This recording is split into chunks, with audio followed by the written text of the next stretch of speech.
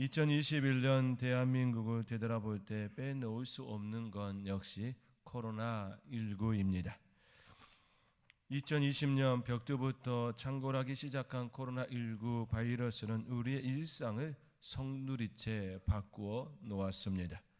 사회적 거리두기, 마스크 쓰기, 온라인 수업과 같은 비일상이 일상이 되었습니다. 2021년에도 팬데믹 상황은 그리 달라지지 않았습니다. 그러나 사회적 분위기는 변화의 조짐을 우리가 느끼고 있습니다. 무엇보다 중요한 것은 코로나19에 대한 인식의 변화가 우리 가운데 서서히 일어나고 있다는 사실입니다. 이제는 독감과 같이 공존을 기대하고 있습니다. 백신 접종이 시작된 이후 많은 이들의 감정의 단어들이 변화를 점점 나타나기 시작했습니다. 시름과 슬픔이라는 단어들은 점점 감소되고 기대라는 단어가 상승하고 있습니다. 이제 서서히 분위기 변화가 조심스럽게 우리들의 삶의 자리에 감지되고 있습니다. 코로나19와의 불편한 동거 속에서 사회적으로 여러 변화를 우리는 가졌습니다.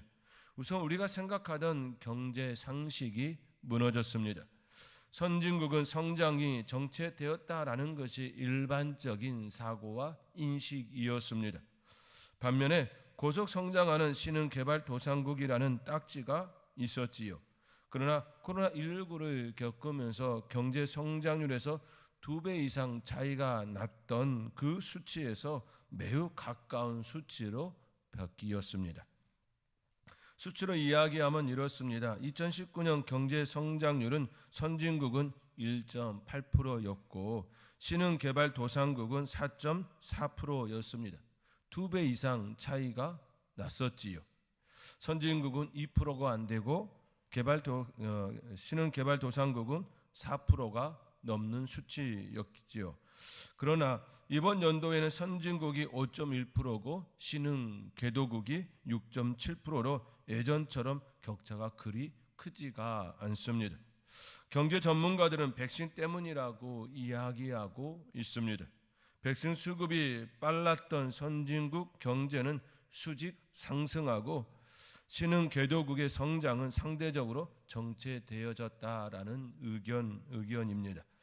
우리는 코로나19라는 특수 상황에서 변화를 가질 수밖에 없었습니다. 어른들은 재택근무를 하고 학생들은 온라인 수업을 하였습니다. 이로 인해 부각되지 않았던 부분들이 우리들의 삶의 자리에 나타났습니다. 예상치 못한 역병으로 큰 어려움을 겪었지만 빠르게 대처하며 체질을 개선함으로 생존과 성장을 도모한 이들도 있었습니다. 그 과정에서 코로나19를 어떻게 반응하느냐에 따라 매우 다른 양상이 우리 주변에 일어났지요. 동일 업종일지라도 동일한 음식점일지라도 대처 방향에 따라 반응에 따라 실적의 희비가 갈렸습니다. 접촉의 어려움을 인지하고 빠르게 배달 음식으로 승부를 본 이들도 있었지만 오래가지 않겠지 하는 마음으로 늦장 부리다 더 어려움을 겪은 이들도 있었습니다. 또한 어떤 것들은 심리적 안정감을 주기 위하여 더욱 철저한 보안 및 안전거리 확보를 통하여 코로나19에 대한 반응한 이들도 있었습니다. 그것은 다른 것보다 안전해라고 하는 인식 가운데 그곳에 평안함을 준 업체들인 것이지요. 이러한 모습은 교회도 마찬가지였습니다. 안일하게 대응하다 더욱 어려운 처지가 된 교회가 있는 반면 더욱 신중하게 안전하게 잘 대처한 교회들도 있었습니다. 이러한 사회 변화들 속에서 가장 두드러진 특징은 언택트와 컨택트의 조화라 말할 수 있습니다. 코로나19로 인간적 만남의 길은 좁아졌지만 IT 기술을 통한 비대면 접촉으로 통로는 더욱 확장되어졌습니다. 인간적으로 서로 만남의 장은 줄어들었지만 IT 기술을 빌려서 오히려 접촉은 늘어났던 모습을 우리가 생각해 볼 수 있지요. 이러한 변화는 교회 내에서도 일어났습니다. 저희에게는 지난주에 정교인 성령 집회를 가졌습니다. 교회에서 방송을 송출하고 집에서 영상으로 함께하는 집회였습니다. 이러한 집회는 지금까지 한 곳에 모여 함께 통성 기도하고 말씀과 찬양이 어울려지는 보편의 모습이 아니었지요.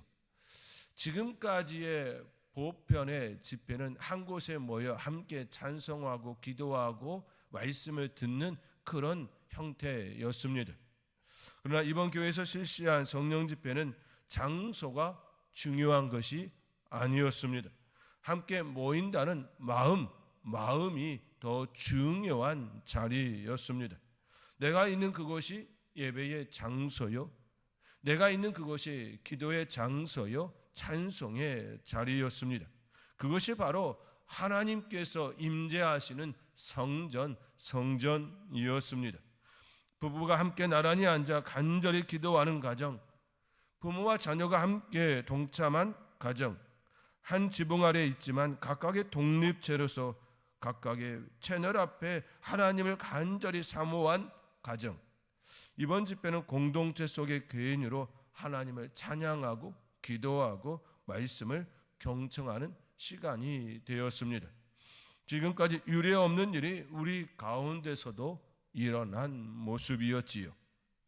새로운 시대가 우리의 삶의 자리에 다가왔음을 더욱 실감한 시간이었습니다. 오늘의 말씀도 새로운 시대를 말씀합니다. 그런즉 누구든지 그리스도 안에 있으면 새로운 피조물이라. 이전 것은 지나갔으니 보라 새 것이 되었도다. 이 말씀을 듣는 이들은 모두가 놀라고 놀랐을 것입니다. 그 당시에 이 말씀이 선포되어진 그 상황을 생각해 보면 너무나도 놀라운 현장이었다라는 것 우리가 짐작할 수 있을 것입니다. 먼저 유대인들은 예수님을 실패자로 여겼습니다. 그뿐만이 아니라 예수님은 그 시대의 반역자였습니다. 3일 만에 성전을 짓겠다 말한 것 때문에 유대인들에게 미움을 받고 결국 십자가에 죽임을 당하였습니다. 그리고 3일 만에 부활했지요. 그리고 그 땅 가운데 삶을 살다 승천하셨습니다. 3일 만에 성전을 짓겠다 하신 그의 말씀은 그의 죽음과 부활로 증명하셨습니다. 예수님께서 가르치신 성전은 십자가의 죽음과 부활로 새로운 성전이었기 때문입니다. 그 성전은 흙과 돌로 지어진 것이 아니라 예수님의 몸과 피로 세워진 성전이었습니다. 주님을 만나기 전 율법에 갇힌 바울은 이러한 사실을 깨닫지 못했지요. 그러나 부활하신 주님을 만난 이후 그는 이 진리의 말씀을 깨달았습니다. 그렇게 그는 고린도 교회와 성도들을 향하여 너희가 하나님의 성전인 것과 하나님의 성령이 너희 안에 계시는 것을 알지 못하느냐라고 말씀합니다. 그렇습니다. 예수님께서는 자신을 들여 새로운 시대를 열었습니다. 이전 것은 지나갔으니 보라 새 것이 되었다라는 그 말씀이 그의 몸과 그의 피로 새로 세운 성전이 되게 하심으로 새 시대를 열었습니다. 양과 염소로 드리는 제사가 아니라 영과 진리로 드리는 예배가 되게 하셨습니다. 예수님은 친히 대제사장이 되셨고 친히 제물 어린 양이 되셨습니다. 히브리서 기자도 다음과 같이 증언합니다. 염소와 송아지의 피로 하지 아니하고 오직 자기의 피로 영원한 속죄를 이루사 단번에 성소에 들어가셨느니라. 오랫동안 양과 염소로 제사 드렸던 그들의 삶의 자리, 제사의 자리가 이제는 예수님의 말씀을 듣고 그 말씀대로 삶을 살아내는 예배의 자리, 생활의 예배가 되게 하셨습니다.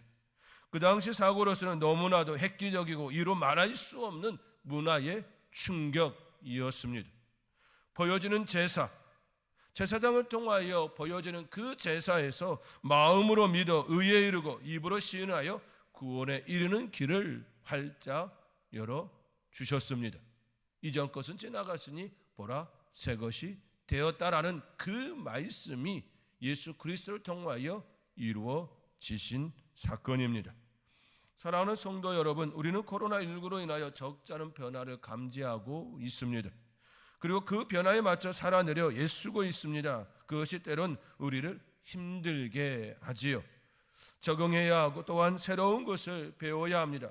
새로운 것을 배운다라는 것은 한편 설레임도 있지만 반면에 새로운 것을 배워야 한다는 부담감도 있기 때문이지요. 그러나 우리는 반드시 기억해야 합니다. 하나님께서 우리에게 주신 새로운 시대는 우리에게 가장 좋은 것이라는 사실을 우리는 반드시 기억해야 합니다. 매일 가축의 피를 드려야 하는 제사가 아닌 단번에 드린 제사였습니다. 우리의 수고와 헌신이 아닌 예수 그리스도의 십자가의 헌신이었습니다. 우리는 그를 믿고 따르기만 하면 되지요. 그 따름이 축복이고 은혜입니다. 그 축복을 누리며 살아가는 복된 성도님들이 다 되실 수 있기를 주님의 이름으로 축원드립니다. 한 온라인 커뮤니티에 올라오는 어느 청년의 글을 잠시 소개합니다.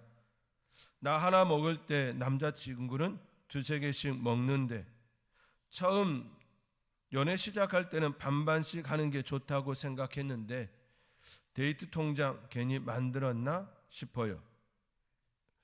어느 여자 청년이 쏘아 올린 작은 공입니다. 그러나 요즘 우리 사이에서 민감하게 반응하는 하나의 주제이기도 합니다. 그것은 바로 공정성입니다. 데이트 통장이란 커플이 데이트 비용을 공평하게 분담하기 위하여서 공동 명의로 일정 금액을 모아 만든 통장을 일컫습니다. 이 통장이 과연 공평한가라는 논란이 바로 커뮤니티에 올라온 일이었습니다.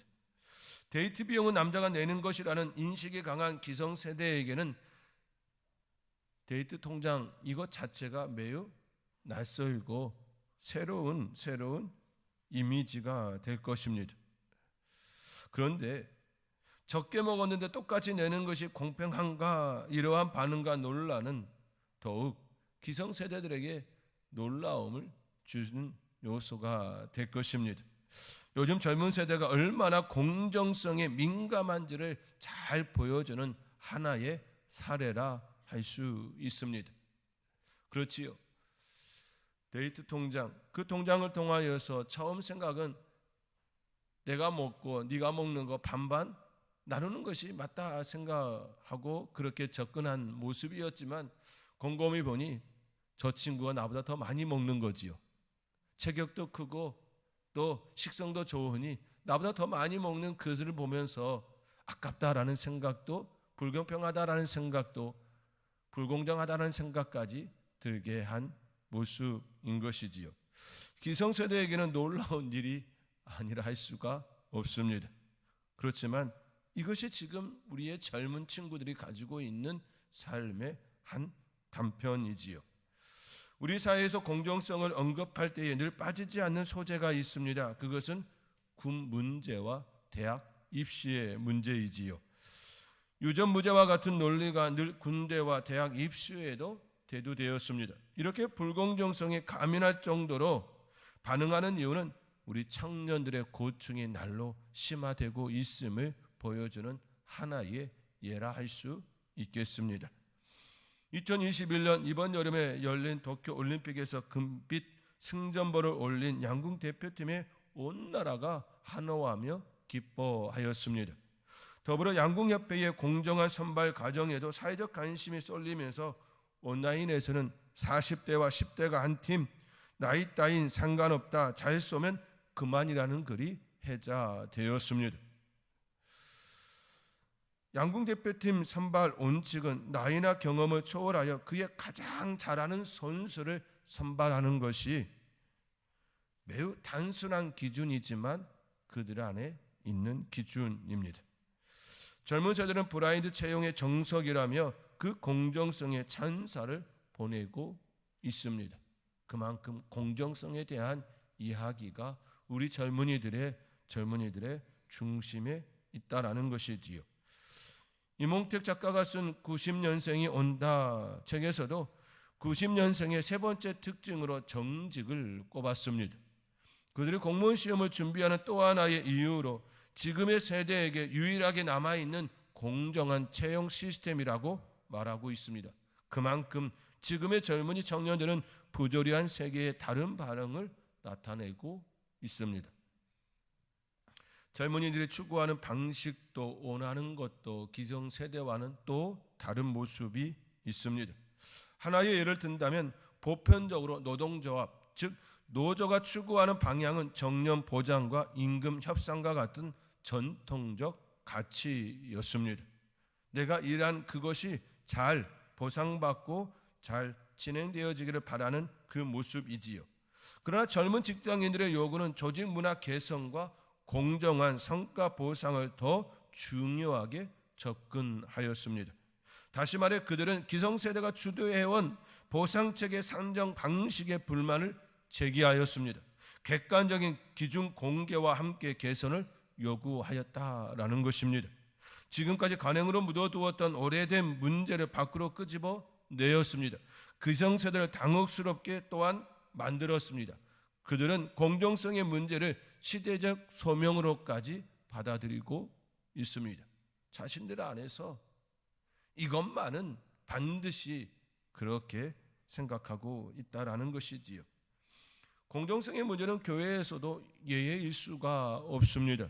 하나님의 말씀을 잘못 해석하여 오랫동안 여성 안수가 금지되었습니다. 고린도전서 14장 34절 말씀에 여자는 교회에서 잠잠하라. 그들에게는 말하는 것을 허락함이 없나니 율법에 이른 것 같이 오직 복종할 것이요. 교회는 오랫동안 여성에 대하여 금지한 것들이 많이 있었습니다. 그러나 이러한 금지는 성경을 오랫동안 잘못 해석한 데서 비롯된 문제였습니다. 왜 그 말씀을 하였는지 그 정신, 원래의 그 취지는 사라지고 문자만 남았던 모습이지요. 장로교 여성들의 1933년 처음으로 여성도 장로로 세워달라는 청원이 있었습니다. 그로부터 62년이 지난 1994년 여성 목사, 여성 장로가 될 수 있는 자격을 얻게 되었습니다. 청원한 지 62년이 지난 후 비로소 자격을 얻게 된 것이지요. 저희 교회는 그러한 면에서 매우 특별한 이력이 있습니다. 바로 저희가 속한 경기노회 제1호 여성 장로가 저희 교회에서 나왔다라는 사실입니다. 이는 매우 의미 있는 행보였습니다. 이제는 여성 목사, 여성 장로에 대한 이견이 없습니다. 그러나 이러한 생각에 이르기까지 너무 많은 시간이 소요되었습니다. 공정성의 문제, 이 문제를 이야기할 때에 하나님의 구원 사역의 위대함을 말하지 않을 수가 없습니다. 오늘 본문에서도 구원의 공정성이 바로 제시되었습니다. 그런즉 누구든지 그리스도 안에 있으면 새로운 피조물이라. 이전 것은 지나갔으니 보라 새 것이 되었도다. 이 말씀 속에 구원의 공정성이 보이십니까? 이 말씀 안에 구원의 공정성이 너무나도 잘 드러나 있습니다. 그렇지요? 누구든지입니다. 누구든지. 하나님께서는 누구든지 구원을 얻도록 하셨습니다. 누구든지 그리스도 안에 있으면 새로운 피조물이 되게 하셨습니다. 누구든지. 이 단어는 남녀노소, 학식 유무, 재산 유무, 출신지, 출신 연도와 상관없이 누구나 가능하다는 말씀입니다. 이 시대의 청년들의 가정의 공정성을 중요시하는 그 문제에 있어서도 전혀 하자가 없습니다. 하나님의 구원 사역은 너무나 공정한 사역입니다. 이사야 선지자는 오라 너희 모든 목마른 자들아 물로 나아오라. 돈 없는 자도 오라. 너희는 와서 사 먹되 돈 없이 값 없이 와서 포도주와 젖을 사라라고 선포하셨습니다. 하나님께서는 이사야 선지자의 그 입술을 통하여 하나님의 구원에 대하여 목마른 자들에게 값 없이 돈 없이 와서 마시라, 그렇게 누구에게나 열린 구원의 공정성을 허락해 주셨습니다. 이것이 바로 하나님께서 우리에게 베푸시는 구원 사역의 공정입니다. 이보다 더 확실한 공정이 어디에 있겠습니까? 사랑하는 성도 여러분, 지금의 청년들은 기존 사회에 대한 회의감 속에 공정성을 외치고 있습니다. 그러나 세상은 원래 자신들의 유익에 따라 움직이는 곳입니다. 하와에게 처음 다가온 뱀의 탈을 쓴 사탄도 거짓으로 유혹하였습니다. 너희가 결코 죽지 아니하리라. 그는 거짓으로 구하였습니다. 성경 그렇지 않지요? 정령 죽으리라. 먹으면 정령 죽으리라는 말씀이 있었습니다. 그러나 사탄은 거짓으로 유혹하였습니다. 너희가 결코 죽지 아니하라. 그는 거짓을 고하였습니다. 하와는 그 속임의 선악을 알게 하는 나무의 씨가를 따먹었습니다. 그리고 에덴 동산에서 쫓겨나는 신세가 되었습니다. 그때부터 이 세상은 속고 속이는 사이에 거짓이 난무한 사이가 되었습니다. 자신이 살기 위하여 남을 죽이는 그러한 삶의 형태가 이 세상 가운데에 난무하게 되었습니다. 정직 그것은 세상에 없는 덕목입니다. 오직 생존하는 것만이 진실이라고 정직이라고 힘이라고 여기고 사는 사회가 바로 이 세상입니다. 그러나 하나님께서는 그렇게 말씀하지 않습니다. 누구든지 하나님 그리스도 안에 있으면 새로운 피조물이라 말씀합니다. 누구든지 이보다 더 공정한 구원이 어디에 있습니까? 이보다 더 정직한 말씀이 어디에 있겠습니까? 하나님만이 공정성을 말할 수 있습니다. 그리고 그 안에 있는 사람만이 그 공정을 따라 행할 수 있습니다. 사탄의 자식, 거짓의 자식으로는 공정을 말할 수도 따를 수도 없습니다. 왜냐하면 그렇게 살아낼 힘이 그 가운데 없기 때문입니다. 거짓의 자식이 어찌 공정성을 이야기할 수 있다는 말입니까? 어찌 정직을 이야기할 수 있다는 말입니까?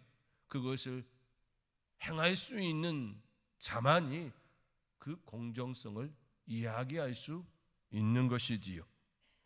오직 성령의 능력으로 성령을 따라 살 때에 공정하게 살아낼 수가 있습니다. 그 은혜가 저와 여러분 가운데 일어나기를 주님의 이름으로 축원드립니다.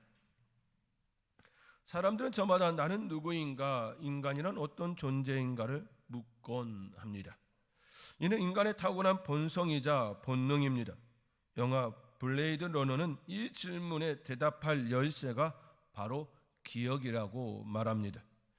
1982년에 만들어진 이 영화는 2019년 지구의 미래 상황을 배경으로 이야기를 펼쳤습니다. 엄청나게 발전한 과학기술로 인간은 인간만큼 똑똑하고 능력이 탁월한 복제 인간을 만듭니다. 인구가 증가하고 지구가 파괴되면서 다른 행성을 찾아 식민지를 건설할 노예로 사용하기 위하여 복제 인간을 만들었습니다. 지금 우리 사회 가운데서도 화성에 그러한 기지를 만들겠다 이야기하는 이들이 있지요. 부자들이 그곳에 새로운 기지를 만들고 영원한 안식처를 삼겠다 이야기하는 그 모습이 우리 가운데 나타나고 있음을 볼 때에 이 영화가 전혀 허구만이 아닌 또 생각해 볼 수 있는 하나의 요소인 듯 합니다. 다른 행성을 찾아 식민지를 건설할 노예로 사용하기 위하여 복제 인간을 그 영화에서는 만들었습니다. 노예인 복제 인간들은 어쩌면 그 시대에 소외받고 차별당한 소수자를 상징하는지도 모르겠습니다. 그런 그들의 행성에서 반란을 일으키고 지구로 몰래 잔입합니다. 자신을 만든 과학자와 회사를 찾아가 수명을 연장하기 위해서입니다. 그들에게 주어진 생명 시한은 4년이었습니다. 이런 복제 인간을 식별하여 없애는 경찰이 바로 블레이드 러너입니다. 그들을 식별하는 방법은 기억과 이야기였습니다. 복제 인간은 외관상 인간과 거의 비슷하지만 기억이 부재합니다. 가족과 이웃, 친구들에 대한 경험과 사건이 없습니다. 있다 해도 프로그램된 것으로 조금만 캐물으면 금세 정체가 들통나곤 맙니다. 결국 인간이란 기억하는 존재임을 시사하고 있습니다. 그리스도인도 기억하는 존재입니다. 교회 역시 기억 공동체입니다. 스탠리 그랜츠는 기억의 공동체로서 교회는 1차적으로 구원의 드라마에 초점을 맞춘 자신의 이야기를 반복해서 말함으로써 자신의 과거를 생생하게 유지시킨다고 말합니다. 이해하셨나요? 참 전문가들은, 학자들은 쉬운 말을 참 어렵게 잘 합니다. 다시 말하면 이런 이야기입니다. 하나님의 구원 사건을 기억하지 않는다면 교회는 더 이상 교회일 수 없다라는 겁니다. 그리스도인도 마찬가지이죠. 하나님의 구원 사건을 기억하지 않는다면 그리스도인이라 말할 수 없다라는 것입니다. 하나님의 구원 사건을 기억하고 내 안에서 계속 그것을 담지하고 있는 그 사람이 그리스도인이라, 교회라 말하는 것입니다. 사랑하는 성도 여러분, 하나님은 우리를 위하여 독생자 예수 그리스도를 이 땅에 보내셨습니다. 그리고 예수님께서는 아버지의 뜻대로 고난을 당하시고 십자가에서 자신의 모든 것, 몸과 물과 피와 모든 것을 내어주셨습니다. 그리고 수월에 내려가셨습니다. 사탄이 들어가는 그곳에 우리 예수님이 들어가셨다라는 말입니다. 그러나 죄가 없으신 예수님, 그 예수님은 더 이상 그곳에 있을 수가 없었습니다. 죄가 없으신 예수님은 그곳에서 부활의 몸으로 나오셨습니다. 이 모든 것들은 모든 인류를 위한 하나님의 계획이셨고 그 계획에 따른 예수님의 순종이셨습니다. 오늘 본문의 말씀처럼 그런즉 누구든지 그리스도 안에 있으면 새로운 피조물이라. 이전 것은 지나갔으니 보라 새 것이 되었도다. 이 말씀처럼 누구든지 그리스도 안에 있으면 새로운 피조물이 됩니다. 새로운 세대는 그리스도 안에서 이루어지는 세계입니다. 죄로 가득한 세상은 새로운 세대를 바로 만들 수가 없습니다. 왜냐하면 여전히 그들은 자신의 욕심과 탐욕의 재물이 되고 있기 때문입니다. 그들은 여전히 정의를 이야기하면서 자신의 욕심의 노예가 되고 있기 때문이지요. 새로운 세대를 창조하기 위해서는 먼저 나 자신이 정직해야 합니다. 죄로부터 멀어져야 합니다. 자신의 욕심에 의해 살아가는 인생이 아니라 하나님의 마음으로 살아가는 인생이 되어야 합니다. 하나님의 마음은 아름다운 세상을 만든 창조의 마음입니다. 우리 하나님의 마음은 우리 인간을 구원한 구원의 마음입니다. 창조자는 자신이 만든 세계를 파괴하고 싶지 않아 합니다. 그렇지요? 우리의 삶의 자리에서도 이런 경험하지 않았습니까? 우리가 애써 만든 그것, 더욱 애지중지 아끼는 것이 우리 인간의 마음 아닙니까? 우리 하나님도 창조한 세계가 망가지는 것 원치 않아 하십니다. 그러나 죄악으로 가득한 세상으로 변질되었기에 가슴 아파도 괴로워도 심판하지 않을 수가 없는 것 또한 사실입니다. 왜냐하면 우리 하나님은 거룩한 분이시기 때문입니다. 거룩한 분이시기에 죄를 그대로 내버려 둘 수가 없기에 가슴 아파도 괴로워도 심판해야 하는 시간이 주어진 것입니다. 이 사실을 기억한다면 진정으로 이 세상을 새롭게 하는 일은 우리가 먼저 하나님 안에 거하는 것입니다. 그리고 하나님의 말씀대로 삶을 살아내는 것입니다. 그러할 때에 정직한 공정성이 있는 새로운 세계를 만들어낼 수 있는 것입니다. 새로운 세계, 공정성이 있는 사회를 만드는 자는 결국 그리스도 안에 있는 구원받은 이들이라는 이 사실을 기억하며 그 사명을 온전히 감당하며 살아갈 수 있는 복된 성도님들이 될 수 있기를 주님의 이름으로 축원드립니다. 기도하겠습니다.